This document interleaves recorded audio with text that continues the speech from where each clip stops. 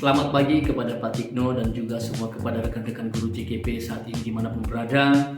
Hari ini saya akan membuat satu video pengalaman saya selama saya mengikuti materi di LMS dalam program Guru Penggerak. Dan saat ini saya akan membuat satu video tentang koneksi antar materi dalam modul 2.3. Di sini ada beberapa pertanyaan terkait bagaimana apa saja yang sudah saya dapatkan selama mengikuti materi ini terkait dengan materi coaching dan juga kaitannya dalam pembelajaran berdiferensiasi dan juga pembelajaran sosial dan emosi.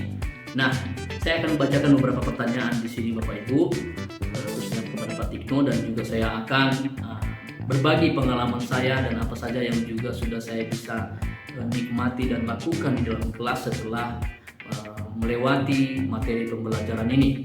Nah, di sini ada pertanyaan. Bacalah pertanyaan-pertanyaan ini untuk membantu saya membuat kaitannya dalam pengalaman saya selama mengikuti modul ini. Bagaimana peran Anda sebagai seorang coach di sekolah dan keterkaitannya dengan materi sebelumnya di paket modul 2, yaitu pembelajaran berdiferensiasi dan pembelajaran sosial dan emosi. Nah, kepada Pak Tikno dan juga kepada semua rekan guru yang saat ini dimanapun berada, terkait bagaimana apa yang sudah saya terapkan dan bagaimana juga saya menanggapi dan juga bagaimana saya bisa mengambil nilai-nilai positif selama pembelajaran dalam materi sebagai seorang coach. Saya mengetahui bahwa salah satu yang bisa saya ambil di sini tentang coach itu yaitu memiliki sifat yang positif dan punya pikiran-pikiran yang positif juga, dengan tujuan yaitu menjalin komunikasi dalam dialog yang positif dan memberikan solusi dalam pendampingan kepada coach yang saat itu kita akan dengarkan. Nah, jadi coach ini lebih cenderung kepada pendampingan, mendengarkan, memahami, menerima keberadaan coach dan memahami apa masalah yang sedang ia utarakan kepada kita sebagai coach. Jadi sebagai coach saya merasa bahwa ini adalah suatu hal yang baru dalam diri saya, tetapi sekaligus juga menjadi ilmu yang baru dalam pribadi saya sebagai seorang guru. Karena sebagai seorang coach itu kita harus lebih bijaksana, kita harus lebih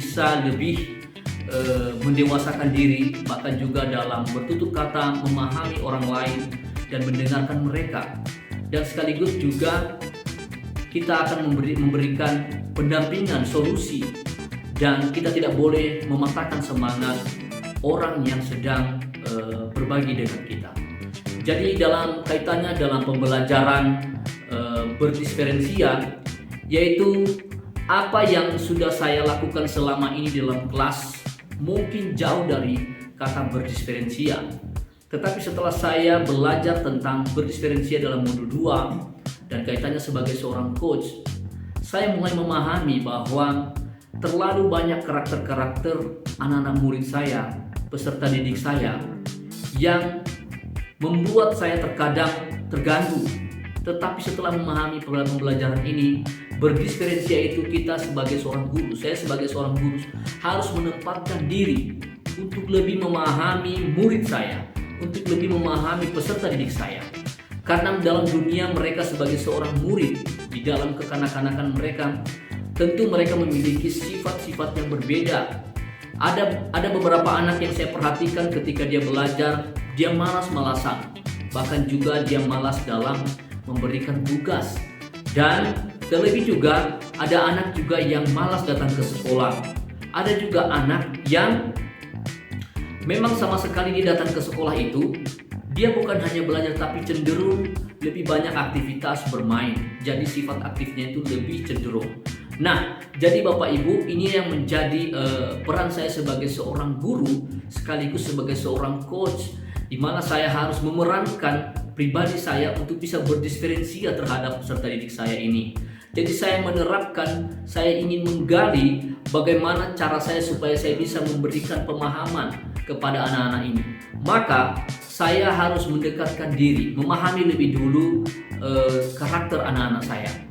Dan setelah saya sudah memahami karakter-karakter mereka, maka di situ saya sudah mulai paham bahwa berdiferensiasi sesungguhnya, yaitu di mana saya harus bisa memahami karakter pembelajaran, bahkan juga karakter sifat tingkah laku anak-anak ini.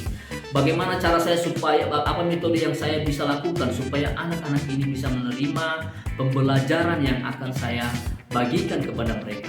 Nah, jadi Bapak Ibu, saat ini juga di dalam pembelajaran berdiferensia cukup menguji emosi dan cukup juga menguji rasa empati saya sebagai seorang guru. Nah, untuk menjaga itu maka saya wajib lebih memahami situasi dan lingkungan sosial mereka. Nah, lingkungan sosial anak-anak tersebut berbeda-beda. Ada yang dari kultur budaya mereka yang cukup keras, dan dalam keluarga mereka juga ada yang mungkin dididik dengan sangat tegas.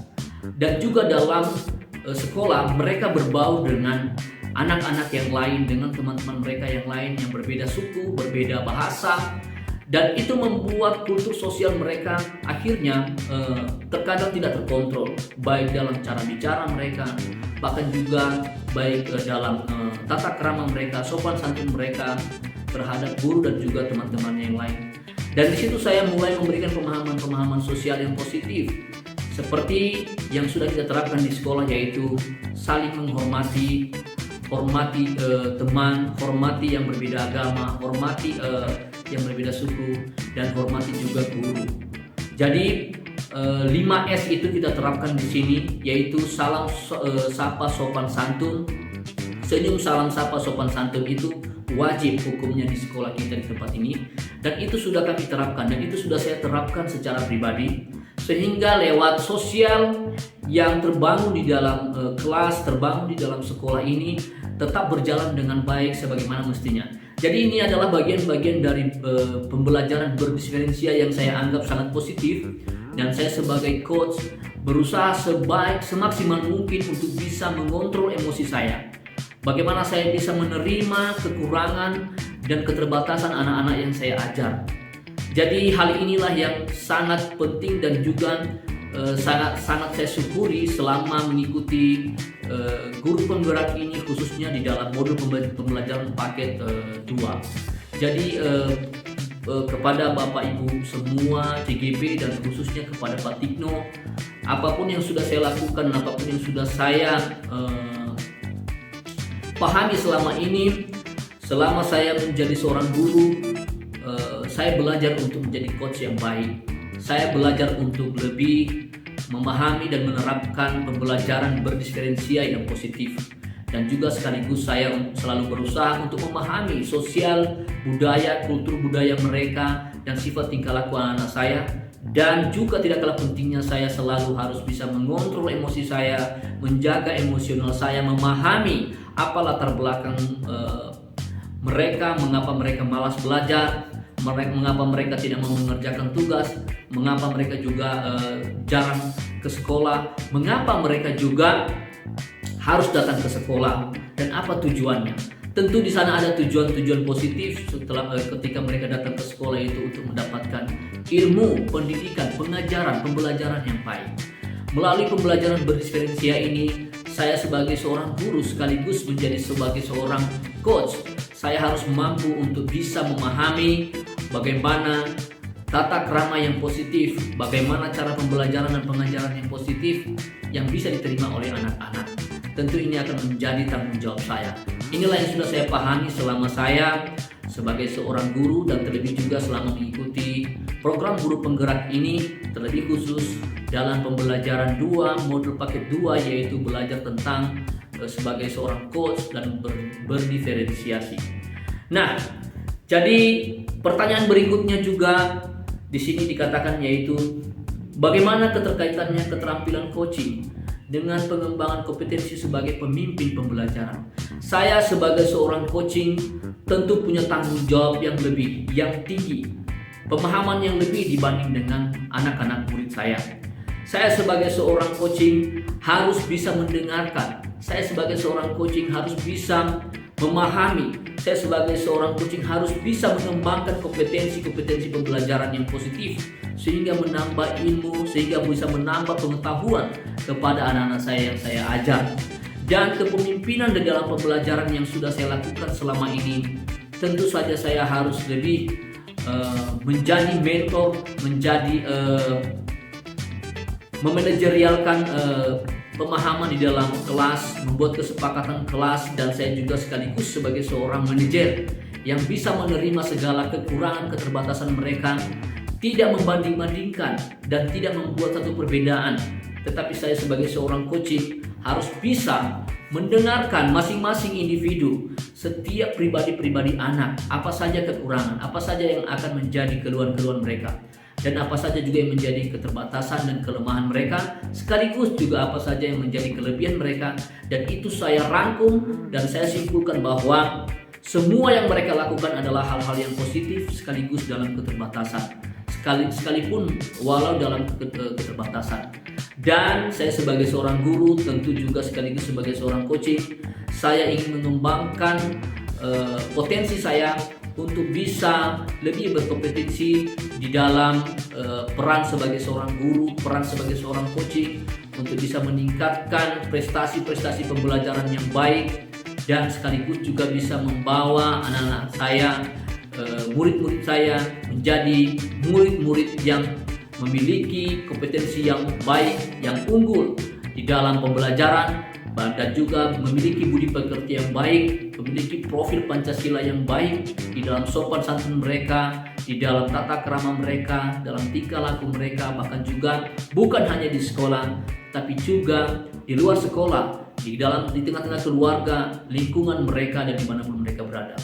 Jadi pemahaman saya terkait dengan belajar dalam modul ini, apa yang sudah saya pelajari semuanya positif, semuanya baik, dan itu membangun semangat saya, memberikan motivasi kepada saya.